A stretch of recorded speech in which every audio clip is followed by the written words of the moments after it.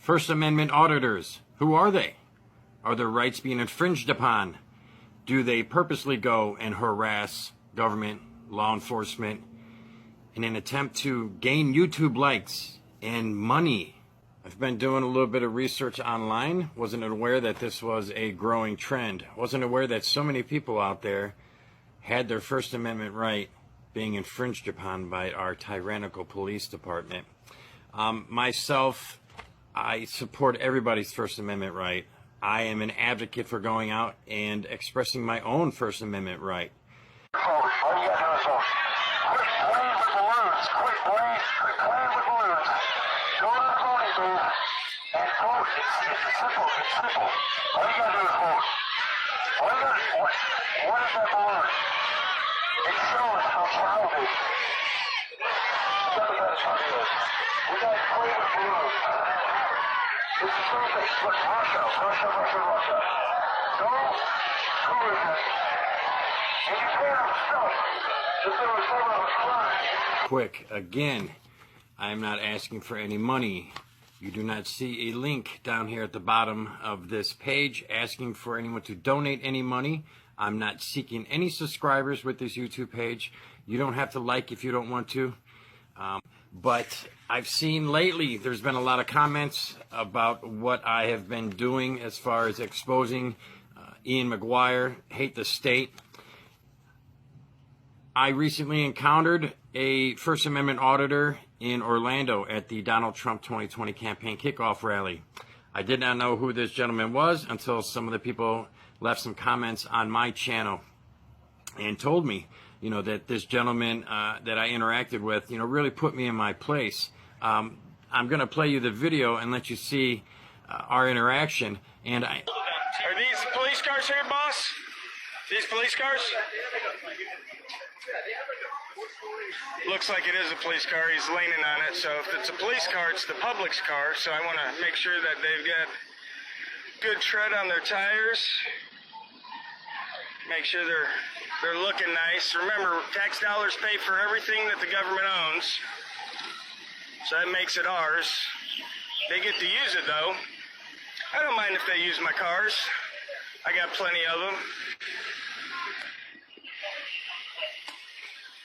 Just make sure that they're keeping them in good working order. That way when they resell them, they can get some of my money back. We're going nuts.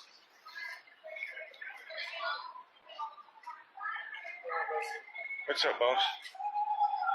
So remember, these are all our cars, even though they say police and city of on them. These are ours. We pay for them. They belong to us.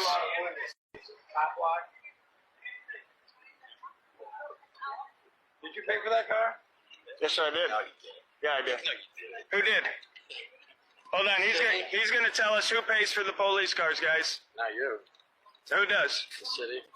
Who pays the city? It's taxpayer money, but you can't use that excuse that you pay for the money. So you have a say on what they can and cannot do. You can film them. If they do some tyranny or something that is unjust, then yes. But you can't walk around and say, I pay for that cop car, and that cop has to listen to what I have to say, and I have the right to film him whenever he wants to, and you're a public employee. I can go into any government building. I can ask for a public records request, and if you don't listen to me, I need your name, number, and your supervisor. Y'all took that shit a little bit too far. Is that not all right? But you took that shit too far. First Amendment audit? Yep. You took it too far. Take it too far. How is it too far? Because you're on the edge of harassing. On the edge of harassing? Yes. Can you harass a public servant? To an extent, yes. Is there a law against talking to public servants or keeping an eye on them? No. Well, there's a gentleman in Port Charlotte called Ian McGuire. Oh yeah, we know Ian. Fuck Ian. He's a fat piece of shit. He's trespassed from every single government building in Port Charlotte, in Punta Gorda, illegally. And he has a restraining order against him. He's going to be going to court. He's probably going to serve a year. He had all his guns taken away from him because he was stalking an old lady who literally just was at a farmer's market, who he went to continuously for 4 weeks straight, every Saturday. And I get it. Look what I do. I go to protests. People get triggered. And when they get triggered, I film them and I go after them. But we're at a protest. Ian was going after innocent people who this woman that he went after at the farmer's market, she's not a government employee. Right. She was just an innocent woman, but yet he kept going after her. She got triggered, and that's what he was looking for. He needed content for his YouTube channel.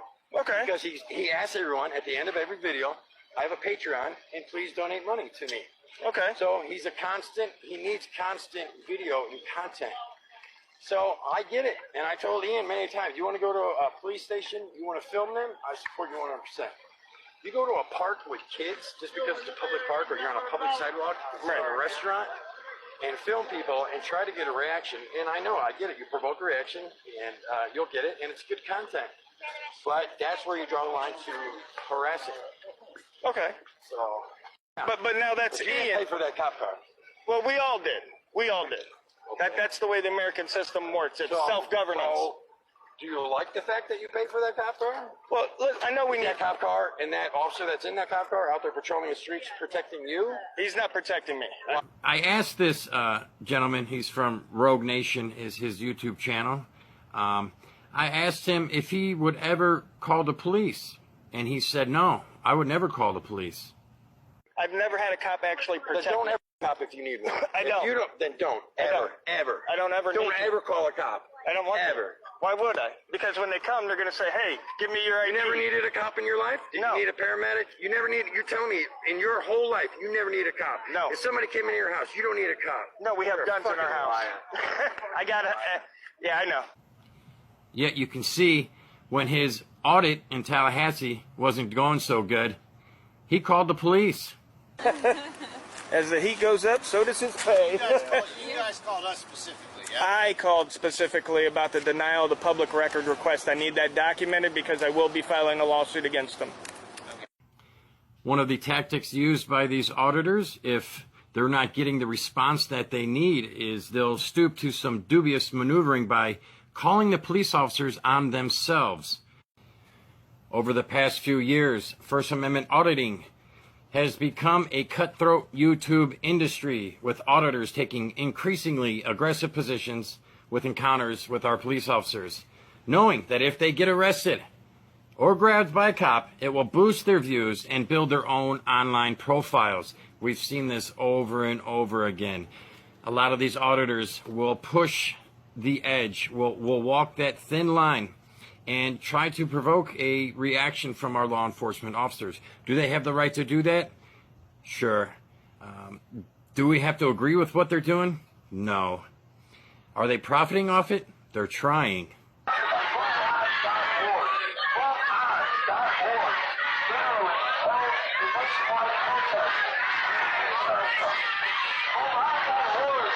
Alright guys, I see some other people drop some money in there. I must not have saw it when I was walking around.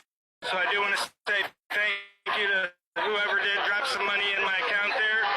I appreciate that, guys. You know, I'm out here doing whatever I can. Some of these First Amendment auditors are exploiting your First Amendment right for financial gain, for popularity, for YouTube likes, for subscribers. And I think we should expose who some of these, not all of them, but who some of these self-proclaimed auditors are. YouTube personalities know that the more eyeballs that are watching their channel means more chances that they can ask for donations and profit off of their First Amendment auditing. This has become a form of business. While typically some of these small-time YouTube channels can only earn a couple thousand views, up to 10,000 views. But some of the big channels or these viral moments from these First Amendment audits are reaching 1 million views. And this is good for the First Amendment auditors who are trying to profit. Auditors also face ruthless competition amongst themselves, always out there vying for more views, fans, and that most importantly, YouTube ad revenue that they're all trying to achieve, make that big money. So that puts a premium on the encounters that they have with our law enforcement officers, which means they're all trying to step their game up. I'm going to go out on a limb and say a lot of these auditors probably don't have a job. Why are they asking you for your money?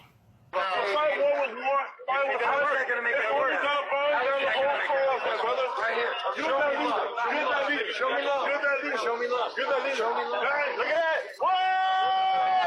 There you go. There you go. Yeah, that's what I'm talking. That's what I'm talking. Don't bring them out here. Bring them, take them to the homeless shelter. That's right. Take them to the hospital. Feed the people. Take them to the walls. Yeah. You need to feed them there, I'm trying to show you how long Trump takes. It only took 3 men to come and walk across this line and prove to me how long Trump takes. It only took 3 guys. It only took 3 guys to walk across that line and prove to me how long Trump takes. Now y'all can go back and play with the Trump balloon.